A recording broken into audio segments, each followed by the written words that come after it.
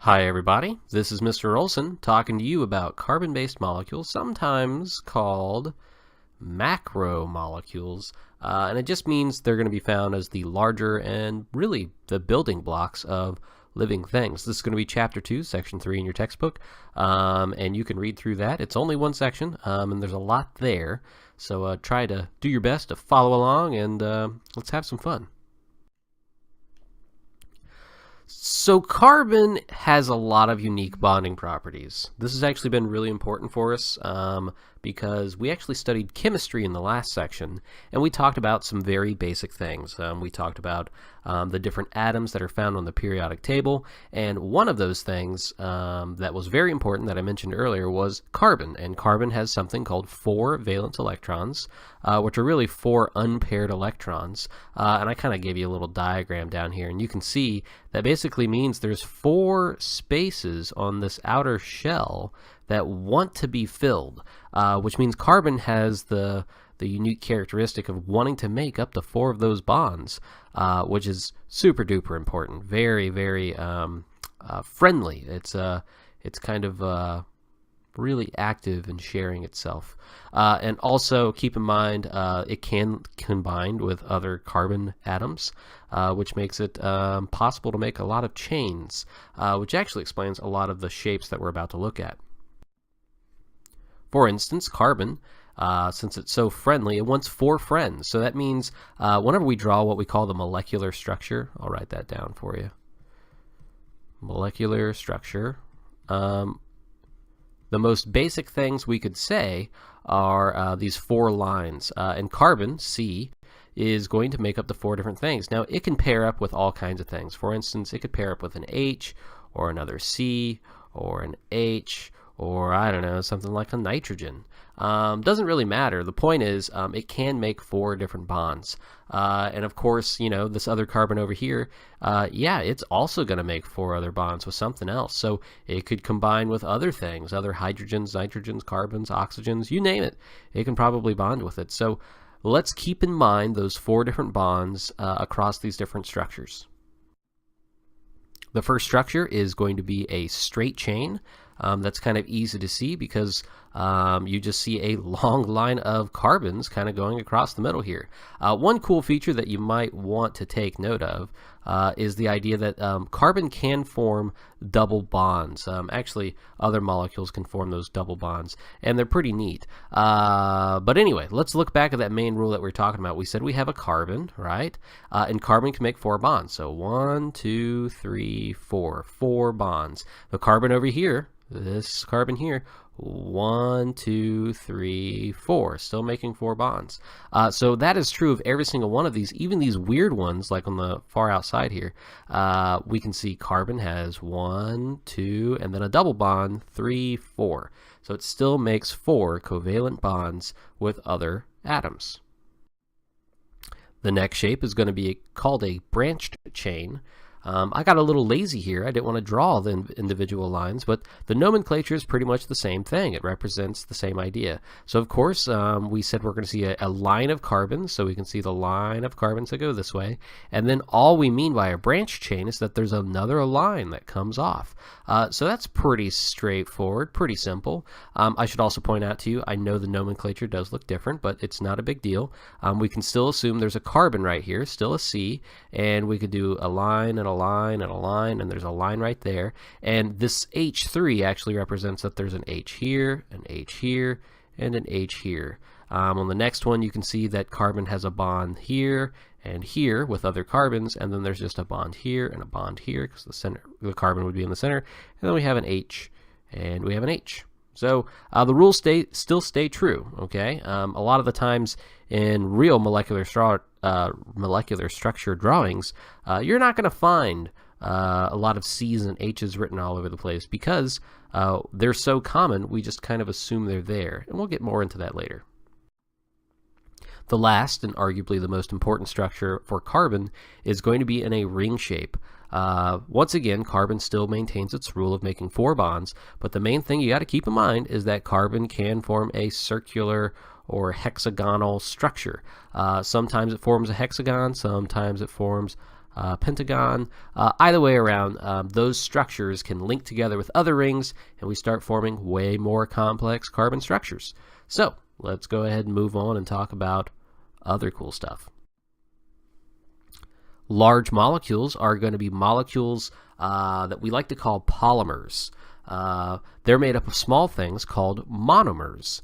And basically, mono, keep in word that word mono there, that word, you might remember from another source, means one or single, right? So a monomer just means one piece. A polymer, poly means many. So a bunch of one individual pieces will work together to form many pieces as one new thing. Just try to keep in mind that we build up things with little tiny pieces, and that's what's happening even deep, deep, deep inside of your cells, inside of your body. For instance, a little visual representation of that idea, individual little rings here that combine with other smaller rings would then be called a polymer. So we have 5 different monomers here, and they form their little bonds, and when they form one thing together, it's a polymer. I like to use the analogy kind of like a train. If you just see one individual rail car, you would just call that a rail car. You don't call it a train. But when they all link together and you have multiple rail cars, you end up calling that thing a train. So that's kind of what polymers are. They're trains of your body in a way. So there are 4 main types of these molecules, these macromolecules or carbon-based molecules. The first one is going to be a carbohydrate. That name should sound familiar to you. They're basically a lot of the foods that you eat.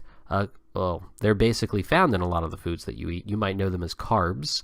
Lipids, you certainly know what lipids are because those are also known as fats and oils, and we'll talk about that. Proteins, you probably have a misrepresentation of what proteins actually are. They are wildly important. They don't just help you build muscle. They're used for all kinds of activities inside of your body, and even your DNA is pretty much trying to make proteins the whole time. And lastly, but certainly not least, is our nucleic acids. And nucleic acids actually are your DNA and your RNA, and we will get way deeper into that topic later this year when we actually study genes and genetics and chromosomes and oh my gosh, expression of genes, transcription, translation, all kinds of stuff. So yeah, the cool thing is that carbon is used in all of these molecules, and it's honestly just a handful of main atoms, but they're just arranged in unique ways, and they're combined in different lengths, and we end up making very, very, very unique molecules that all 4 of these are found in living things. Carbohydrates are everybody's favorite, I would say everybody's favorite macromolecule to find on their dinner plate. Carbon, hydrogen, and oxygen are pretty much the only things that make up carbohydrates. Of course, there can be little things that add in there, but you know carbohydrates as being sugars and starches. Now, sugars are a little bit more simple, okay? And when it comes down to larger carbohydrates, they're called starches. They're much more complex.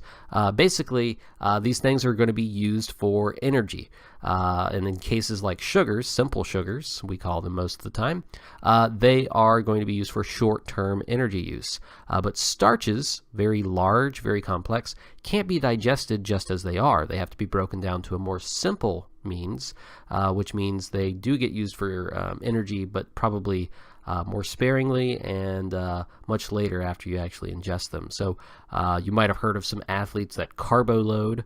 They're usually carbo loading on things that are starches. And believe it or not, we don't just use them for energy. A secondary purpose is really that they're used for plant structures. If you've ever heard of something called cellulose, which I should have shown you a picture here, cellulose is the stuff that makes the outside of plants so tough, makes up their cell walls. It's kind of acting like their bones, and we'll talk more about plants later on. But anyway, it makes them really tough. Stuff that if we try to eat, we usually don't digest very well, but plants love it because literally they support themselves with it. So there's some key terms that I want you to recognize here. First off, you'll see some very intimidating words: monosaccharides, disaccharides, polysaccharides. Really, if you just break down the word, they do start to make a lot more sense, like the word mono meaning one, and saccharide basically just means sugar, so it just means one sugar, like one single ring of sugar. You'll remember earlier we looked at little hexagon shapes, and you can just imagine a monosaccharide as one single little hexagon or maybe a little pentagon. Disaccharides, two, di means two, and sugar is going to just be a combination of these things. So if we have, like, let's say, pentagon and a hexagon, or another pentagon, how about that, that bond together, they would be, in fact, a disaccharide, because there's two rings stuck together. And then polysaccharides, poly means many, so it's just going to be basically three or more of those rings sticking together. You might have heard of some of these things like fructose, glucose, sucrose. They're all examples of simpler sugars. Fructose you find in fruits and vegetables. If you've ever heard of high fructose corn syrup, it is actually extracted from corn. Glucose, the most simple sugar out there, that's the stuff that's you're always measuring if you're actually checking your blood for blood sugar levels. And then sucrose, which is a disaccharide, which is actually just a combination of fructose and glucose. Very simple, very tasty. But starches found in bread and pasta and cereals are the longer-term energy sources. And of course, they're way more complex, much longer, and we'll look at what those look like here in a second. I mentioned sucrose earlier, and that's actually what it looks like on a molecular level. You can see we are not drawing as many C's and H's this time, because every time we see one of these little corners, we're just going to assume there's little C's kind of stuck in there, which is a kind of a cool thought. And of course, there's we can see multiple bonds there, and anything that would account for a missing fourth bond or a missing third bond from that carbon, we're just going to assume there's a hydrogen stuck to it. You can see that there is a linkage between these two, one hexagon and one pentagon, and you can actually see the more simple sugar here is glucose, which is found right there, and the more slightly more complicated one is fructose, which is found right there. And when they combine together, we form sucrose. And you know that as basic table sugar. So it's got a very crystalline structure, and if you look really close, that's what it looks like. And of course, you can add that to your food and make a very tasty thing. Starches, on the other hand, are much more complex. You can see the molecular formula or molecular structure up here in the corner. You can see that there are much more bonds occurring here, way more complicated, and each one of these little dotted line areas that you find here basically means that they're bonded to other things and they continue to link together. So it's just so big that we couldn't fit it all here in one place. Common sources would be things like potatoes. You can see we got some potato starch here. If you've ever had potato bread, it's made from that. And regular breads, usually made from wheat, are going to be found over here. And of course, things like pasta will contain tons of starches as well, so longer term energy sources.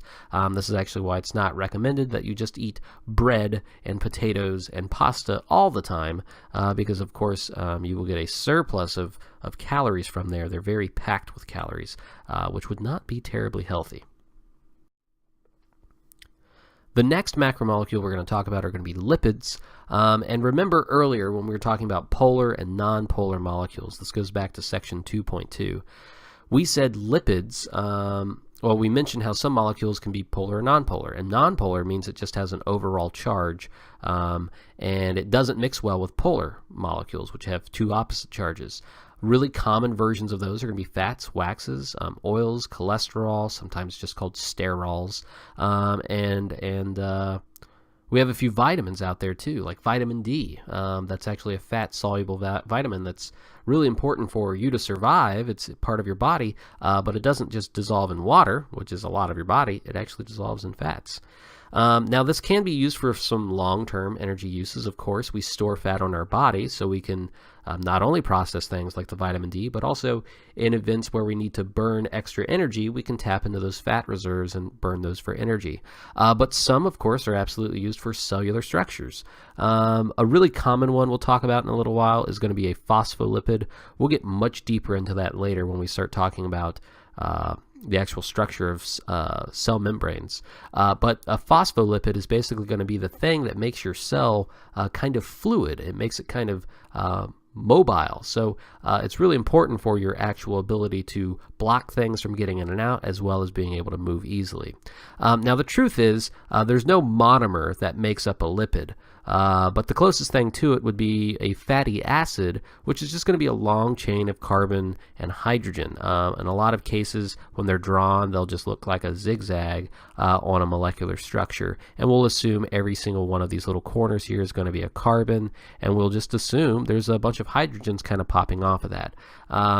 Now, another thing that you want to know is that they can be quite varied. Sometimes the fatty acids combine together and they can form more complex molecules that you know as certain types of fats. So let's talk about those.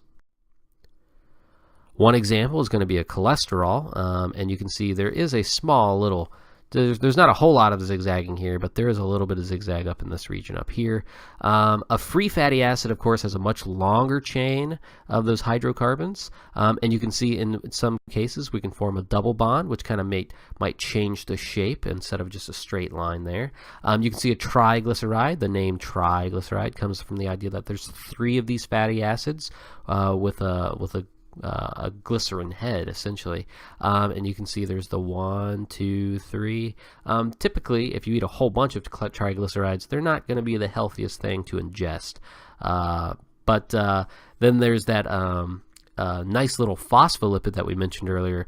There's a large phosphate group that's actually found up here, and then there's the 2 tails that kind of break off. And those tails are very responsible for kind of giving it its its nonpolar properties, and it makes it resistant to just water, just kind of doing whatever it wants inside of your cells. I know water is important in your cells, but we'll find out later. We don't just want our cells overfilling with water. That would be very dangerous. Olive oil and bacon are pretty good examples of the different kinds of saturated and unsaturated fats that are out there, which are related directly to the lipid structures. In this case over here, we have olive oil. I hope you can actually see that, but olive oil. That is going to be filled with things that are called unsaturated fats or oils. And basically, they are going to be a liquid at room temperature, whereas fats found in meat, like in this bacon, for instance, are going to be considered saturated fats. And saturated fats are solid at room temperature. Basically, the real difference there is in the molecular structure. Saturated fats have a bunch of those little hydrogens fully connected to all of the carbons. Unsaturated fats don't quite have all of the hydrogens on there, which cause them to form a couple extra carbon bonds and kind of makes it bend a funny shape, which makes it more fluid, more liquidy. So comparing their structures, you can see saturated lipids are going to be in a very uniform shape. Both tails will look exactly the same, which means that they can line up more tightly together, pack in there, and they can be a much sturdier shape, especially at room temperature. But the structure down here for our monounsaturated fats, just basically meaning that they have this extra double bond found, that's going to cause that tail to kink out, to kick out and kind of not allow it to fit in place exactly like the saturated fats do. Once that happens, they add a little bit more fluidity, and you can see what we have here. This is what we call the phospholipid bilayer. And sometimes when we mix in these monounsaturated fats, that makes our cell membranes a little bit more fluid. So that's a cool little thing that we'll talk a lot more about in future sections. Proteins. Oh man, proteins are so important, guys. If there's anything I'd recommend that you get tattooed on your body, that's right, a tattoo, I would recommend that you get the idea of amino acids making up proteins, like this word right here. Such an important word. tattoos. They're a great thing. They'll stay with you forever. And amino acids are a huge part of your life. So you should know that amino acids are small monomers that link together to form proteins, which are polymers. Amino acids come in 20 different forms for the human body. Well, there's actually more than that, but our body needs 20 different amino acids. Your body already makes 11 of these, so we're looking for 9 from your diet. Sorry, I forgot to close my parentheses there. Now, amino acids are made up of 2 bonded molecules, basically something called a carboxyl group and an amino group. Actually, that's carboxylic acid, and an amino group, which are actually called functional groups. Now, you don't have to know that for basic biology, but if you do move on to future biologies, especially in college or AP, you will certainly learn a lot more about those functional groups. When these link together, these different amino acids, and they form those giant polymers, there's a special bond that is called a peptide bond, and we form these things called polypeptides. So it just means many peptide bonds, and we will look a little bit closer at that right now. So more about that amino acid structure, I wanted to tell you that there was that amino group, which is NH2. You don't have to remember that. I just want you to know there's that amino group I was mentioning, and there's that carboxylic acid that I was mentioning, COOH. There's a thing down here called the R group, and there's just like a little extra hydrogen attached here. I'm telling you that this area, and this area, all 3 of these are the same for every single amino acid, with the only exception being down here, that R group. That's the only part where we find variation, and that variation causes the different kinds of amino acids to be there. So it's kind of a cool thought to think there's a very uniform structure with small variations that actually make them so wildly important in your body. So one of the most fascinating and most complicated things found in biology today, especially on the micro scale, is going to be the structure of proteins. Now, there's actually 4 levels of structure to proteins, to polypeptides, and that the first one is going to be the primary structure. Primary meaning first. And this is literally just going to be the amino acid sequence. So all those amino acids link together in like a little chain, like a little necklace. So you can see that there's little different ones here, and we could start counting them off, and they go forever and ever. Huge, gigantic chains of these things, right? And there's little peptide bonds that form in between there. So that's just the sequence there, right? Once those are formed, we move on to the secondary structure, which means we can form cool little twisting shapes to our little necklace. There's sometimes things called an alpha helix, and sometimes things called beta sheets, which are basically kind of twisted up spirally and sometimes flat, and they fold up sometimes. Then we move on to the tertiary structure, which is really the 3-dimensional shape to these things. And you can see how they twist together in very intricate ways. It's no longer just peptide bonds forming, but sometimes pieces stick to each other with hydrogen bonds, which we mentioned in the last section as well. Those, of course, stick together in particular ways, and if we get multiple chunks formed on a tertiary level, they can combine together with other chunks, which is going to form our quaternary structure, which is our highest level. The example you see down here is going to be hemoglobin, which is the protein found in blood, which is responsible for carrying around the oxygen inside of your blood and dropping it off to where it needs to go. So we can see it gets very, very complex, and a lot of computer models have actually been devoted to just trying to understand or predict the shape of proteins, because they're so wildly important, and they're so complex. Nucleic acids are going to be the final macromolecule we're talking about today, and these are going to be polymers that are made up of monomers called nucleotides. Nucleotides, there's really 2 different types of nucleic acids, and there's going to be DNA and RNA, and they share pretty much the same thing. Hopefully you have heard of DNA before. It's found inside of your cells, most of your cells, and they provide the genetic information that's so essential to making you who you are. They're responsible for controlling all kinds of things, maybe predisposition for disease, as well as what proteins to make in your body for your hair color or your eye color or how tall you're going to be. it's wildly important. It's pretty much the factor that controls who you are. DNA and RNA, we'll talk way more about those later on, but you'll find out that DNA is a longer term version, very permanent. RNA is a temporary, shorter version, which kind of sends messages around in your body. And your DNA is literally just a strain or a chain of nucleotides. So let's look closer at that. Once again, inside of your cells, you're going to find a bunch of structures. And inside of the nucleus of that cell, you can find something called a chromosome. And the chromosome is just a kind of a twisted up, complex shape of DNA. Once again, you'll see that they bond together. They fold in a particular way, kind of like proteins, but they have that very cool double helix shape.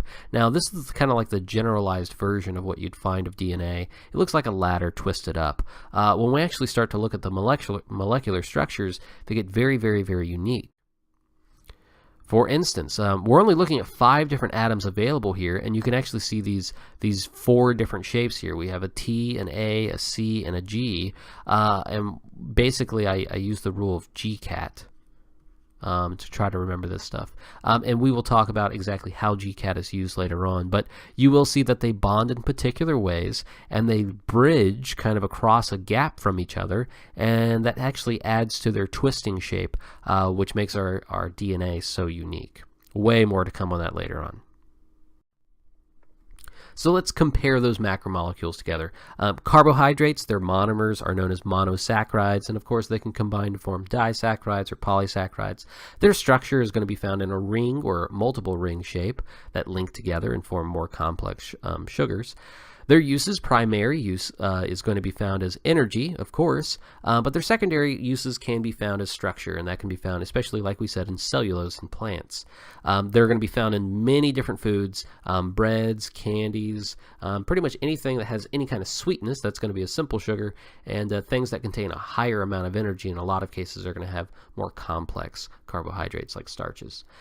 Lipids, on the other hand, are going to be kind of breaking the rules here. They don't truly have a monomer. The closest thing they'll have is a fatty acid, and there's other structures involved as well. But yeah, fatty acids basically. Structure is going to be hydrocarbon tails. These tails are going to be very long, and they link together, and sometimes they combine with other tails to make more unique lipids. Their uses mostly are going to be used for energy storage and structure as well. It's kind of a tie there. They're used for a whole lot of things. And remember, there's tons of different kinds of lipids. It's not just fat. And we'll talk a little bit more about that when we get to the cell structures. They're found in meats, oils, fats, cholesterol, waxes, vitamins. Oh my gosh, there's all kinds of lipids out there. Proteins are made of amino acids. Please never forget that. Proteins are made of amino acids, and amino acids make up proteins. That's going to be their monomer. Their structure has many different levels. We said there's 4 different levels, primary, secondary, tertiary, and quaternary. So it's very complex. Their uses are pretty much used for everything. Yeah, there's not really a function in your body that doesn't use proteins in some way. So it's not just your muscles. You don't just drink protein powder and you think you build muscle. They're used for all kinds of purposes in your body. And we said of the 20 different amino acids that are out there, our body needs 9. That's why we eat such various amounts of food, to make sure we get all those proteins. They're found in meats, yogurt, fish, cheese, lentils, beans. They can be found all over the place, and they're wildly, wildly important. Nucleic acids are made up of things called nucleotides. That's going to be their monomer, and their structure forms a double helix chain linked together, folded up sometimes. Their uses is pretty much only genetic information, which is wildly important. It's actually the blueprint to tell you how to make your proteins in your body, because the proteins are that wildly important as well. They're found in almost all cells, not exactly all of them, but all living things have to have some sort of this genetic information, either as DNA or as an RNA, but more than likely it's going to be in DNA. Almost all of your cells have that, with the exception of your red blood cells and maybe a few other things. Anyway, that is going to finish this section for us. Thanks for listening. If you have any questions, once again, let me know at school, and I'll be happy to help you understand. Have a great day.